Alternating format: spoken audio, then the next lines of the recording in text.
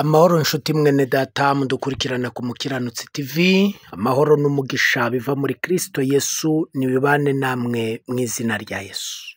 Ni mwene so niyo yita Theobald. Ijambo ry'Imana riravuga ngo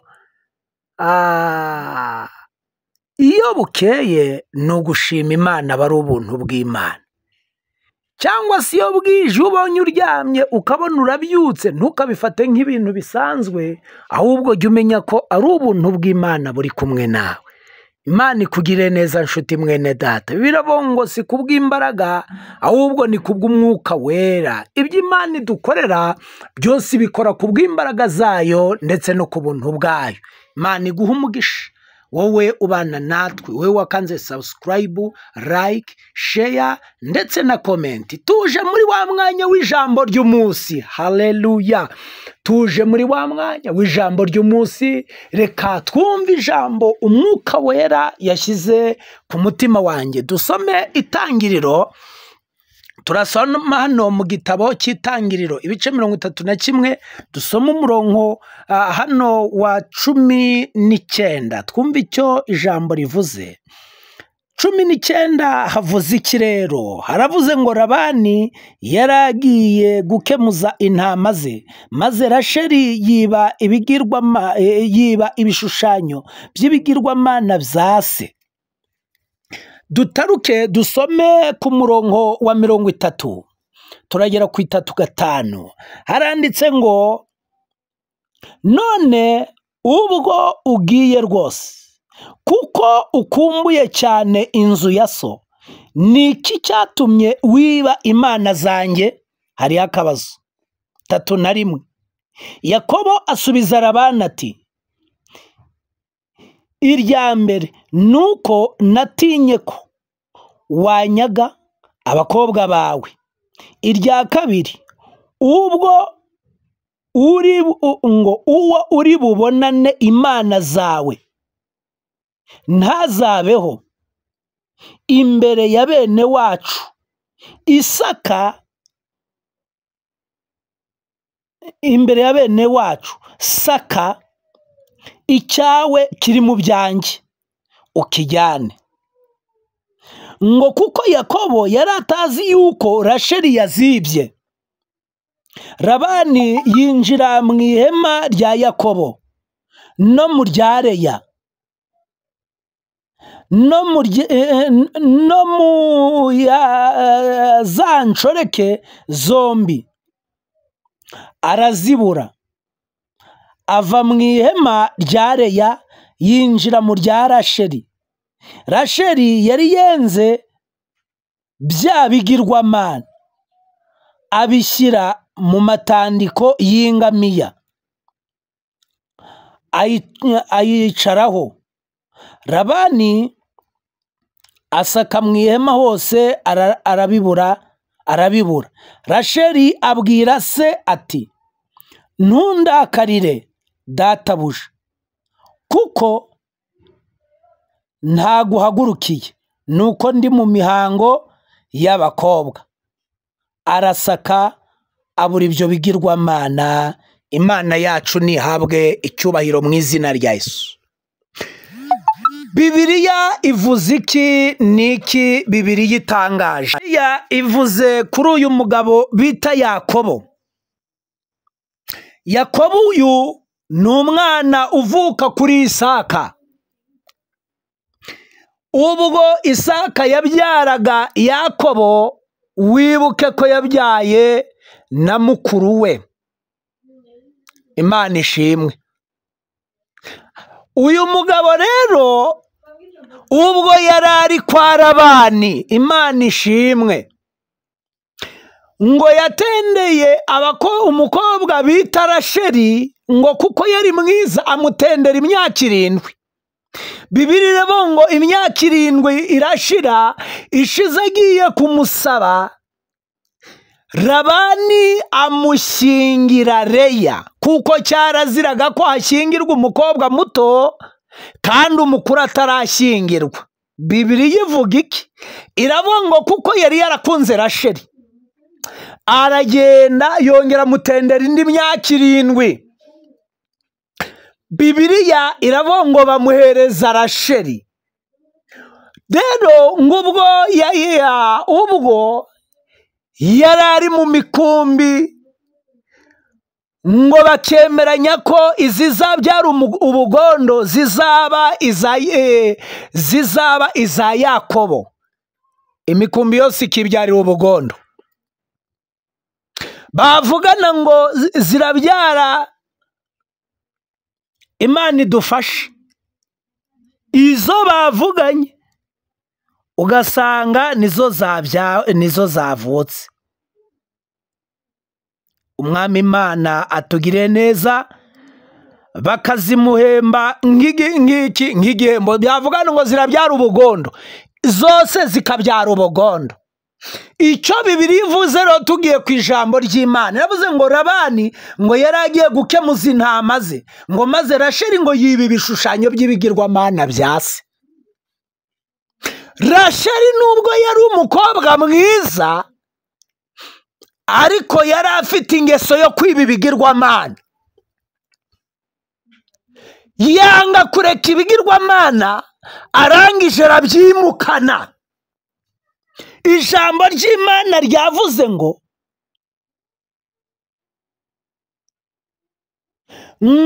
Yakobo ngo yari akumbuye igihugu cya se.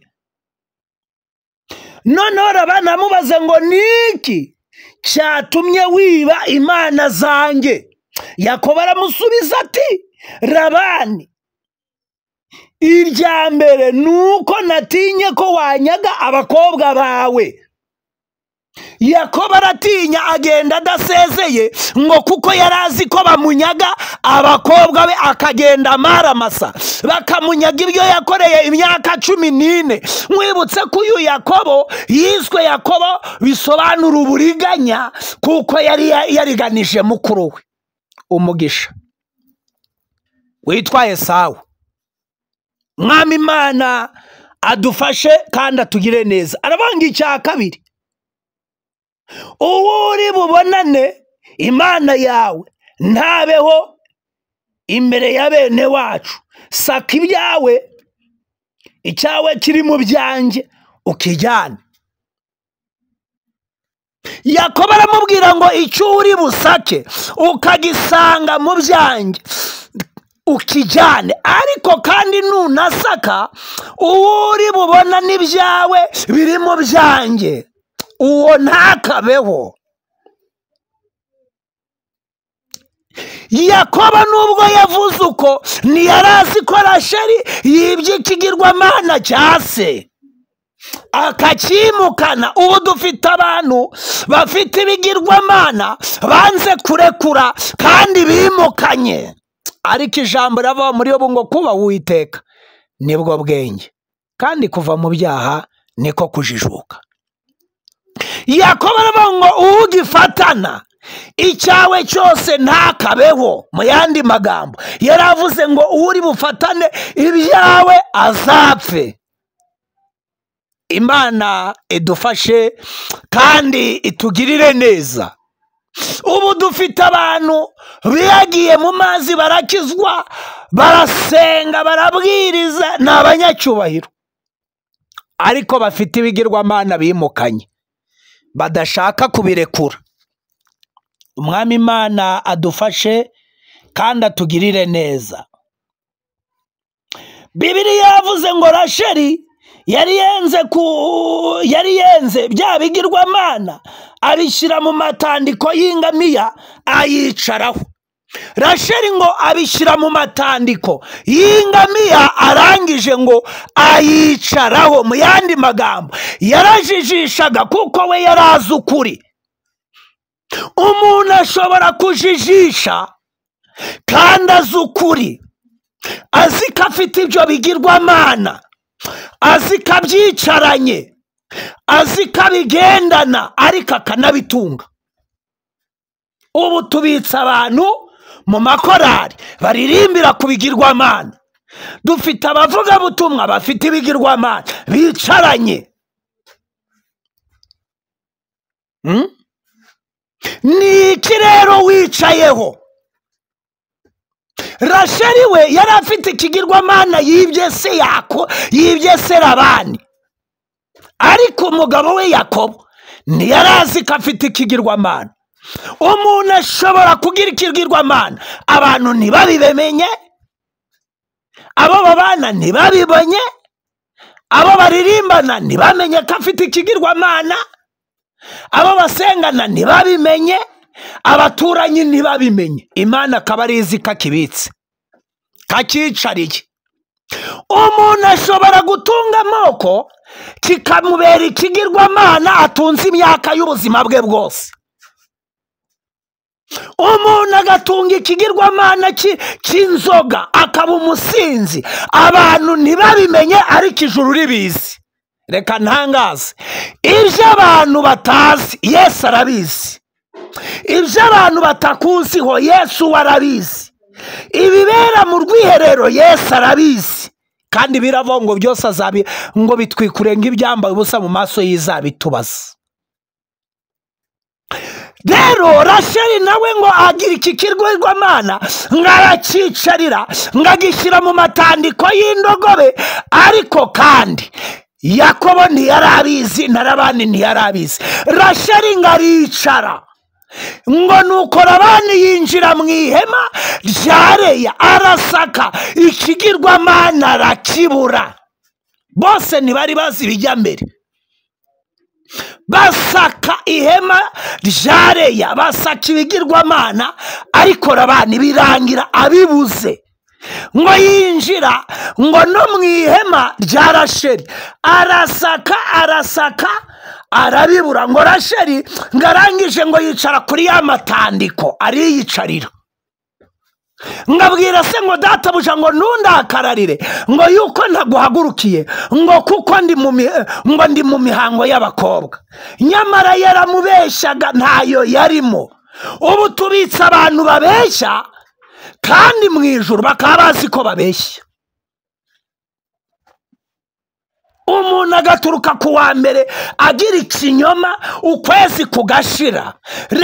Rasheli abeshya se ngo yuko ari mu mihango kandi atayirimo, kuko yari yicaye kuri cya kigirwamana. Uribaza ngo wicariye iki? Ni ikigirwamana cy'amagambo. Umuntu ashobora gukizwa ariko agasigarana ikigirwamana cy'amagambo akakigira, kandi ntibimubuze kuryigabura. Reka nkubwire ko ikigirwamana utunze nticyakubuza kuryigabura, nticyakubuza gutera imbere, nticyakubuza gukora ngo byemere, wanakora bikemera, ariko ufite ikigirwamana. Kandi ikigirwamana nticyatuma utaririmba ngo wantone abantu bakizwe, ntabwo byashoboka. Ikigirwamana wahanura ariko ufite icyo kigirwamana wicariye nka Rasheli, kikabibanga kikaba mu cyumba cy'umutima wawe, nyamara abantu ntibamenye ko ufite ikigirwamana. Ariko igihe kirageze ngo n'ikigirwamana twimitse tugikureho dukizwe, Yesu atugirire neza. Nta juru ry'abanyabyaha ririho. Bibiliya iravuga ngo Labani ngaragenda yinjira no mu mazu y'inshoreke ngarasaka arangije arakibura. Ariko Bibiliya yavuze ngo Rasheli yari yagishyize mu matandiko. None nkubaze muntu nkurikiye, wowe wicariye iki? Ubu ijuru rikugenzuye, ijuru ritugenzuye, rya buri kigirwamana abantu basigaje. Umuntu ashobora gusenga ariko afite ikigirwamana yasize, akakiririmbiraho, akakivugiraho ubutumwa, akagisengeraho, akakigirira higaburo, akakimukana, imyaka igahindukira, umuntu akagira ikigirwamana cy'uburozi, kandi ntibimubuze no gusenga. Ni ikigirwamana ki wicaranye? Ubu dufata abantu b'ibisambo Imana yahaye umugisha ariko batagize icyo bamariye abantu b'Imana. Ubutunzi utunze nabwo bwaba ikigirwamana. ukabwicarira akaba ari byo ushyira imbere. Ikigirwamana ni ikintu cyose gisimbura umwanya. N'akazi ufite kaba ikigirwamana. Imyambaro wambara yaba ikigirwamana. Kubera iki? Ni uko yambara ariko ukagira n'ubwibone ukishyira hejuru. Telefone utunze yaba ikigirwamana, kuko umwanya umara kuri telefone umaze uri gusenga Imana yakora ibitangaza. Mu yandi magambo, abantu batunze ibigirwamana mu mitima bicariye ariko banze kurekura. Naratangaye kubera ibigirwamana bimaze kuba byinshi mu bantu. Umuntu asigaye agira ikibazo akabura aho aruhukira mu mutima kandi arushye, ariko akabura aho aruhukira, akabura umuntu yamenekera ngo yumve aguwe neza, ngo yumve aruhutse mu mutima. Kera twagiraga abantu tubwira ibyacu ntibisohoke hanze, ariko ubu umuntu asigaye agira ikibazo akabura uwo yakibwira. Kubera iki? Nuko ibigirwamana bibaye byinshi. Yesu adufashe kandi atugirire neza. Tugeze igihe cy'uko umuntu akugurira ipantaro akagenda yamamaza yuko yayikuguriye. Tugeze igihe cy'uko umuntu mugira icyo mupfa muto gatoya agahita kwibutsa icyo yaguhaye cyose, rimwe na rimwe akanabeshya ko yabiguhaye hari ibyo mugiye gukina bakagufunga, nyamara ari ibyo yaguhaye agufashije. Kubera iki? Abantu bafite ibigirwamana byo kutagira ibanga. Kandi biravuga ngo ukuboko kw'iburyo nigutanga, ukumoso ntikuzabimenye, ngo ndetse n'umugore muryamana mu buriri ntazabimenye. Ariko abantu basigaye bakora imirimo kugira ngo abantu bahindutse abafarisayo babibone. Umuntu agatanga miliyoni 2,500,000 mu nzu y'Imana, umuryango we ahavuka bambaye ubusa, bashonje, bari mu bukode, bafite inzara, abana babirukanye ku ishuri, barwaye amavunja, batagira mitiweli, ariko agatanga miliyoni mu rusengero ngo agaragaze ko ari umukire. Ibyo utunze ni ikigirwamana, kandi nyirabyo ni ikigirwamana. Igihe kiraje Yesu akabitsembaho. Ijambo rivuze ni iki? Nuko uhaguruka ku kigirwamana wicariye umaze igihe kirekire. N'ikinyoma ubwabyo ni ikigirwamana. Umuntu akabana ikinyoma imyaka atari yarekura ikinyoma. Oya, rekura ikinyoma kuko Yesu agiye kugaruka. Va kuri icyo kigirwamana. Rasheli yicariye ikigirwamana, na Serabani arakibura neza, arahakana, aratsemba. Hari abantu basigaye bahakana. Umuntu yamwaginisha ati ayihaniki, bikagombera kagufungisha ngo usa n'abagabo babonye ari gukora ibyo. Ubu ninde ukemera kwihana ko yakuyemo inda? Kisi yabyejeje. Ubu ninde ukemera ko kujya muri ONAP ari icyaha? Kisi yabyejeje. Ariko komeza wicarira ikigirwamana. Igihe kiraje ndetse kirasohoye, ubwo intama zizongera guca mu kuboko kwa nyirazo. Yesu agiye kuza avangura intama n'ihene. Umwami adufashe. Imana iha umugisha umuntu wese unyumvise ariko navuga ngo mwongere muze twihane dusubire ku isoko rasheri nave mu bigirwamana. Yesu aracyakwemera, Yesu aracyagukunda, aracyagukeneye, aracyakeneye ubugingo bwawe. Ntashaka kurimbuka, ahubwo akeneye ko ubugingo bwawe bwabushya. Imana iguha umugisha. Ubutumwa nibugufasha ukande subscribe, like, share na comment, kandi ubisangize mwene so, kuko ubu turi ku mugoroba w'isi, turi gutanguranwa n'isi, kuko abahinduriye benshi kugukiranuka. Bibiliya iravuga ngo bazaka nk'inyenyeri. Imana iguha umugisha mu izina ryayo.